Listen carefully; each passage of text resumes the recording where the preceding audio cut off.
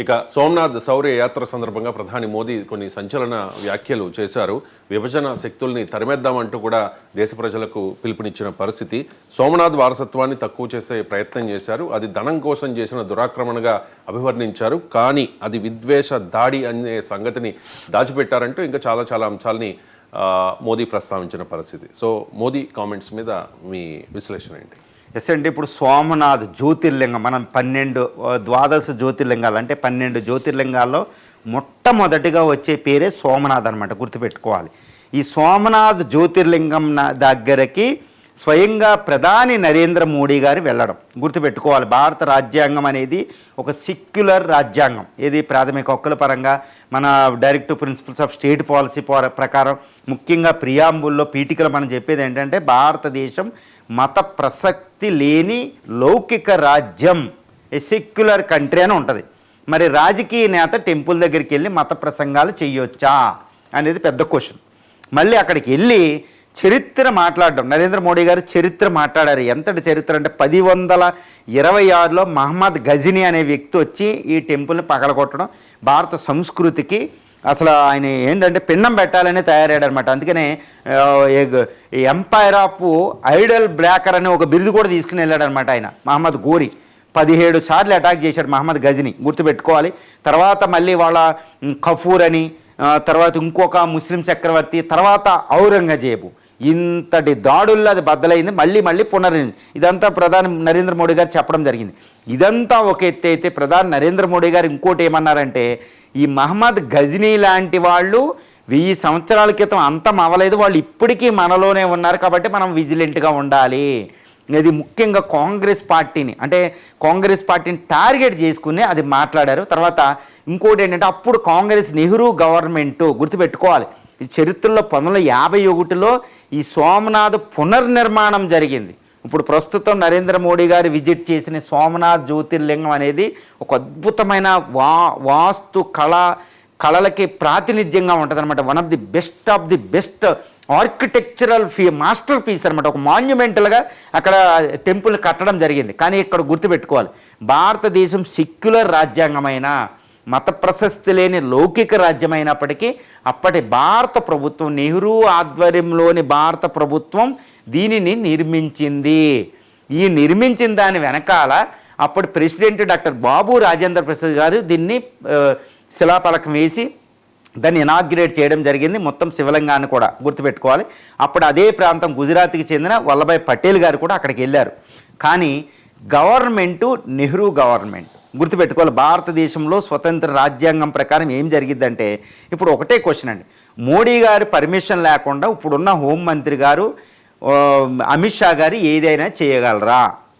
Impossible. India రాజ్యాంగంలో ఒక home minister గారు ప్రధానమంత్రి పర్మిషన్ లేకుండా ఏమీ చేయలేరు.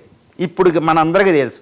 లేకపోతే ఇక్కడ చంద్రబాబు నాయుడు గారు కానీ, రేవంత్ రెడ్డి గారు కానీ, ఒక చీఫ్ మినిస్టర్ చెప్పకుండా హోమ్ మినిస్టర్లు వీళ్ళు ఏమీ చేయలేరు. మరి నెహ్రూ గారు ఓకే అనకుండా, కన్సెంట్ ఇవ్వకుండా అప్పటి హోంమంత్రి డిప్యూటీ ప్రైమ్ మినిస్టర్ అయిన వల్లభాయ్ పటేల్ గారు వెళ్ళి ఈ శివాలయాన్ని నిర్మించవచ్చా? ఇంపాసిబుల్. నెహ్రూ ఓకే అంటేనే అది నిర్మాణం జరిగింది. ప్రధాని ఓకే అనకుండా ప్రెసిడెంట్ ఆఫ్ ఇండియా అక్కడ వెళ్ళగలరా? ఇంపాసిబుల్. ఇండియన్ కాన్స్టిట్యూషన్ ప్రకారం ఇంపాసిబుల్. అంటే ఏంటి, నెహ్రూ గారు ఓకే అంటేనే అక్కడికి వెళ్ళడం జరిగింది. అంతేగాని ఇప్పుడు నెహ్రూ గారు వద్దన్నా వల్లభాయ్ పటేల్ గారు నిర్మించారు, రాజేంద్ర ప్రసాద్ గారికి అక్కడికి వెళ్తుంటే నెహ్రూ అబ్జెక్ట్ చేశారు అనడానికి మనకు వాస్తవాలు ఉండవు చరిత్రలో, గుర్తుపెట్టుకోవాలి. మరి నెహ్రూ వద్దంటారా అంటే అక్కడ అబ్జెక్ట్ చేయడానికి ఒక రీజన్ ఉంది. According to the Indian constitution, whoever the prime minister, గుర్తుపెట్టుకోవాలండి. భారతదేశంలో రామాయణంలో రాముడు ఒక మాటని నేను ఇక్కడ ఉదాహరించాల్సిన అవసరం ఉంది. కొన్ని మత స్థలాలని, భారత రాజ్యాంగాన్ని మనం రాజకీయాలకి అనవసరంగా వాడుకోకూడదు. రాజ్యాంగం అది ఉంటేనే మనకి ఇప్పుడు ప్రస్తుత భారత రాజ్యాంగం ఉంది. The constitution of India is the according to the as per the words of the doctor B R Ambedkar అంటే ఒక లివింగ్ డాక్యుమెంట్, ఒక సజీవ పత్రం. ఎందరో లక్షల మంది త్యాగం చేస్తే ఈ స్వతంత్రం వచ్చింది. ఆ స్వతంత్రం వచ్చింది వాళ్ళ ఆత్మల శక్తి అంతా పరమాత్మకు ఒక ఆత్మశక్తిగా రాజ్యాంగంలోకి వెళ్ళింది. అది మనల్ని నడిపిస్తుంది. మరి భారత రాజ్యాంగం ప్రకారం మనం నడుచుకోవాలి. ఈ భారత రాజ్యాంగం ఏం చెప్తుందంటే, రాజకీయవేత్తలు కాన్స్టిట్యూషనల్ పోస్ట్ రాజ్యాంగబద్ధ పదవుల్లో ఉన్నవాళ్ళు మతాల విషయానికి వెళ్ళకూడదు అనేది కూలంకషంగా అక్కడ ఉంది. గుర్తుపెట్టుకోవాలి. ఎందుకంటే అన్ని మతాలను ఈక్వల్గా చూడాలి. ఆ మెసేజ్ అనేది భారత ప్రజలకు వెళ్ళాలి. మరి అక్కడ ఇండియాలో ప్రియాంబుల్ ఇప్పటికి సెక్యులర్ అనే వర్డ్ ఉంది, ఇంకా తీయలేదు. అది తీయడానికి ఎవరికే సాధ్యం కాదు. ఎందుకంటే 2/3 మెజారిటీ వచ్చినా అది basic structure of the Indian constitution, దాన్ని రిమూవ్ చేయడానికి లేదు.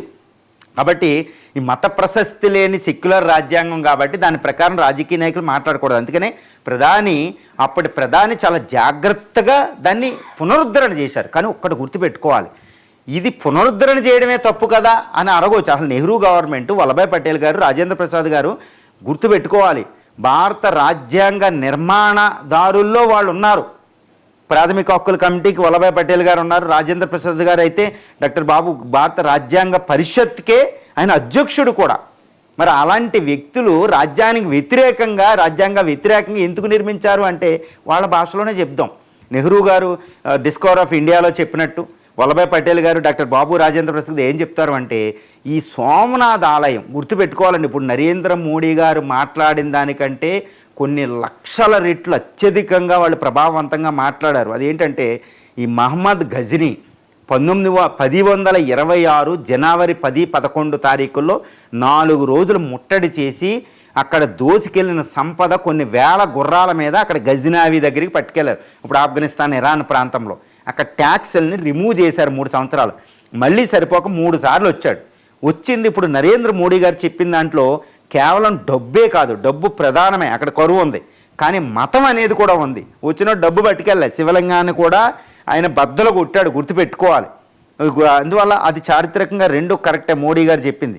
కానీ ఒక్కటి మాత్రం, భారత ప్రభుత్వం ఆ టెంపుల్ని ప్రజాధనంతో కట్టడమే రాజ్యాంగ విరుద్ధం. కానీ అక్కడ నెహ్రూ, వల్లభాయ్ పటేలు, డాక్టర్ బాబు రాజేంద్ర ప్రసాద్ గారు రాజ్యాంగ నిర్మాతల వాళ్ళు గుర్తుపెట్టుకోవాలి. కేవలం ప్రధాని, రాష్ట్రపతి, హోమ్ మినిస్టర్లే కాదండి, దానికి ముందు వాళ్ళ అత్యధిక గ్రేట్ రోల్ ఫ్రీడమ్ స్ట్రగలర్ గుర్తుపెట్టుకోవాలి. జైల్లో 8 సంవత్సరాలు ఉన్నారు వాళ్ళు. దాంతోపాటు రాజ్యాంగ నిర్మించారు అంబేద్కర్ ఆధ్వర్యంలో. అంతటి గ్రేట్ లీడర్లు వాళ్ళు. మరి వాళ్ళు రాజ్యాంగాన్ని అతిక్రమిస్తారంటే అతిక్రమించరు. కానీ ఈ సోమనాథ ఆలయాన్ని భారత సంస్కృతి పునరుద్ధరణకే ప్రాతిపదికగా వాళ్ళు తీసుకున్నారు, సింబల్గా తీసుకున్నారు. అంతేకాని మతానికి ప్రాతిపదికగా తీసుకోలేదు. కాబట్టి చాలా జాగ్రత్తగా అక్కడికి వచ్చారు. 2, అక్కడికి డాక్టర్ బాబు రాజేంద్ర ప్రసాద్ గారు వచ్చారు. ఎందుకంటే first citizen of India important temple inaugurate చేయడంలో, కాబట్టి ఆయన వచ్చారు. నెహ్రూ రాలేదు, ఆయన మతాన్ని భుజానికి ఎత్తుకోలేదు రాజకీయాల కోసం.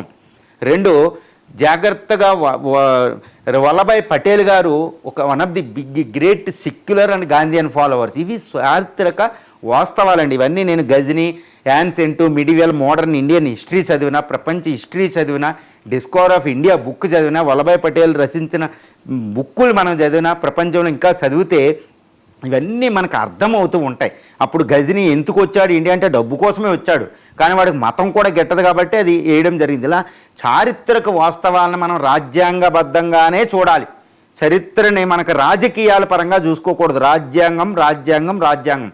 కాన్స్టిట్యూషన్ ఆఫ్ ఇండియా ఉంటేనే మనకు ఫ్రీడమ్ విలువండి, కాన్స్టిట్యూషన్ ఉంటేనే మనకు ఇంపార్టెంట్. అందుకనే శ్రీరామచంద్రుడు రామాయణంలో చెప్తాడు, భర్త అయినా భార్య అయినా లక్ష్మణునికి లాస్ట్ మరణదండన విధించాలి, లేకపోతే దేశ బహిష్కరణ చేసేటప్పుడు లక్ష్మణుడు వెళ్ళిపోయిన తర్వాత, సీత వెళ్ళిపోయిన తర్వాత రాముడే బతకడు. కానీ చట్టం విలువైనది.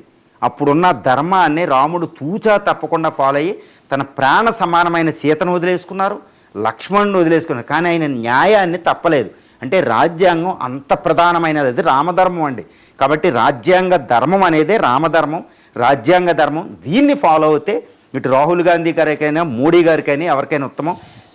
భారతదేశ చరిత్రలో వ్యక్తులు ప్రధానం కాదు. భారతదేశ చరిత్ర సంస్కృతే మనకు ఒక స్ట్రీమ్, ఒక పెరీనియల్ రివర్గా వస్తుంది, సజీవ నదిగా. కాబట్టి ఇప్పుడు మోడీ గారిని మర్చిపోతాం, అందరిని మర్చిపోతాం, కానీ భారత సంస్కృతి శాశ్వతం. ఈ సంస్కృతి ఇది శాశ్వతం అనుకున్న వాళ్ళు ఎక్కడ వాళ్ళ పాత్రలో వచ్చినప్పుడు చాలా జాగ్రత్తగా ఫాలో అవ్వాలి. భవిష్యత్తు తరాన్ని మాత్రం మనం పాడు చేయకూడదు, దాన్ని పాయిజనస్ అయితే చేయకూడదు.